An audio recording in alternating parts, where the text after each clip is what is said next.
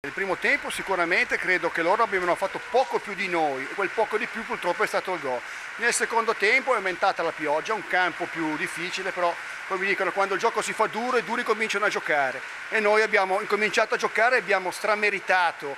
questo pareggio, anzi se devo essere sincero oggi vado a casa con il rimpianto di non aver portato a casa i 3 punti. Comunque devo fare un grosso complimento ai miei ragazzi che oggi finalmente hanno dato tutto e hanno dimostrato di essere una grande squadra e di meritare la posizione che occupiamo. Trascorsi importanti in categorie superiori, cos'è che ti spinge comunque a calcare sempre i campi? Ma ormai sono tanti anni che gioco a questi livelli e per me il calcio è sempre stato un divertimento, una passione,